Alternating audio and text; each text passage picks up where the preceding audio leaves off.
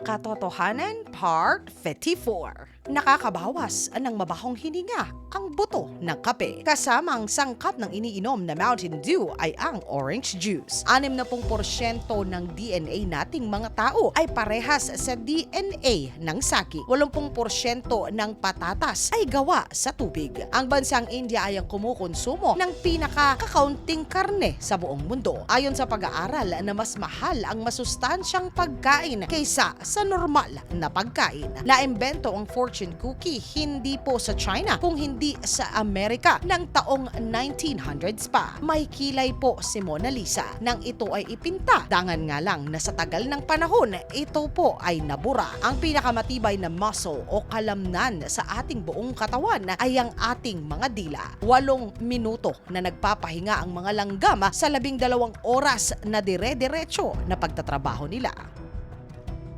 Katotohanan Part 56. Nang taong ika-44 BCE, isang matinding balita ang kumalat sa imperyo ng Roma. Sa teatro na tinatawag na ang Pompeii, ang mismong Cesar ng Roma ay wala na. Natamo nito ang 23 sugat mula sa matutulis na mga sandata. Ang matindi pa, mismong mga senador ng emperador ang sinasabing gumawa nito sa kanya. Na mga panahon na ito, mga katinagalog, 2 taon na si Cleopatra ay nakatira sa Roma. Ito ay dahil dinala siya at ang anak niya na si Caesarion ng mismong emperador. Nang panahong ito, ipinagpatayo pa si Cleopatra ng higante niya na estatwa na siya namang ikinagalit ng mga senador na kalaunan ay ang naging dahilan ng kanilang asasinasyon.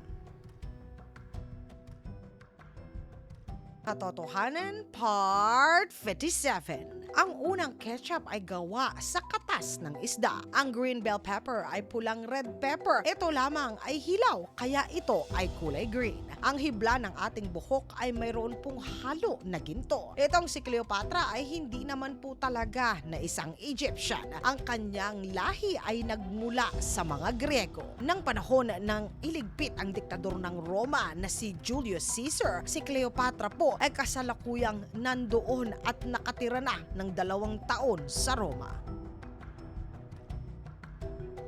Katotohanan Part 58. Itinuturing na ang tulay ng mga tao sa kanilang sinasambang mga bathala ay ang mga parao. Mahigit sa 2,000 ang sinasamba nilang mga anito na halos lahat ay may katawan ng tao at ulo ng mga hayop. Ang ilan sa mga pinakakilalang bathala ng sinaunang mga taga-Ehipto ay si Osiris na ang hari ng mga nabubuhay, si Thoth na ang bathala naman ng kaalaman at karunungan at si Ra na ang bathala naman ng kanilang araw. Ang parao ay tinuturing din nila na isang bathala, ngunit mas lamang na sila ay ang tulay.